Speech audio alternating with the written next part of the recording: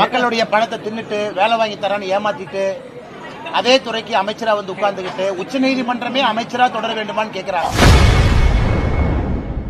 அண்ணாமலை இனி வாழ்நாள் முழுவதும் செப்பல் அணிய முடியாது என அமைச்சர் செந்தில் பாலாஜி கூறியது குறித்து செய்தியாளர் எழுப்பிய கேள்விக்கு பாஜக மாநில தலைவர் அண்ணாமலை பதிலடி கொடுத்துள்ளார். செந்தில் பாலாஜி அமைச்சர் செந்தில் பாலாஜி வந்து காலையில நடந்த மீட்டிங்ல இவர் வந்து தேவையில்லாத சபதம் எடுத்து செப்பல் போட வந்துருக்காரு. திராவிட மண்டல இனிமே செப்பலே போட முடியாது அப்படின்னு பேசிட்டாரு. சரிண்ணே பாத்துருவனே, செப்பல் போடாம தானே இருக்கேன், ஜெயிலுக்கு போலியல்லண்ணே. ஜெயிலுக்கு போனா தானே தப்பு. மக்களுடைய பணத்தை தின்னுட்டு வேலை வாங்கி தரான்னு ஏமாத்திட்டு அதே துறைக்கு அமைச்சரா வந்து உட்கார்ந்துகிட்டு உச்சநீதிமன்றமே அமைச்சரா தொடர வேண்டுமான்னு கேட்கிறாங்க. அதனால ஜெயிலுக்கு போறதானே தப்பு, செப்பல் போடாம இருக்கிறது என்ன தப்பு. அதனால 2026 நீங்க பாருங்க என்ன நடக்க போகுதுன்னு. தமிழகத்துல மக்கள் தெளிவாக இருக்கின்றாங்க. திராவிட முன்னேற்ற கழகத்துக்கு முடிவுரை எழுதிட்டாங்க.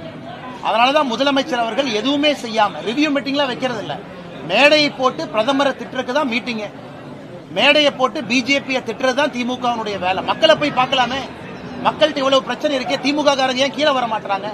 மேடையை போட்டு பாரதிய ஜனதா கட்சியை திட்டுவது மட்டுமே முழு நேர வேலையா திமுக வச்சிருக்காங்க.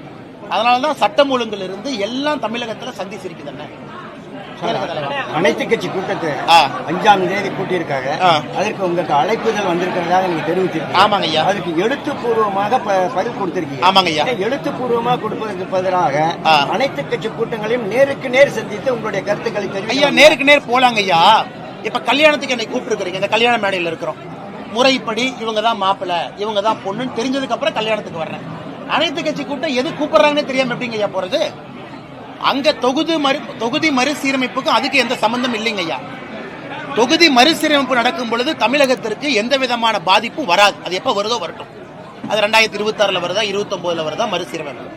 நம்ம தெல்ல தெளிவா சொல்லியிருக்கோம், விகிதாச்சார அடிப்படை. பிரதமர் அவங்க சொல்லிட்டாங்க, உள்துறை அமைச்சர் சொல்லிட்டாங்க. இப்ப அனைத்து கட்சி கூட்டம் நாளை காலையில சட்டம் ஒழுங்குக்காக கூப்பிட்டோம். நாங்க போய் அறிவாலய வாசல்ல இருந்து உள்ள போறோம் செக்ரட்டரியேட்டுக்கு. செய்திகளை உள்ளது உள்ளபடி தெரிந்து கொள்ள ரெஃப்ளெக்ட் நியூஸை சப்ஸ்கிரைப் பண்ணுங்க.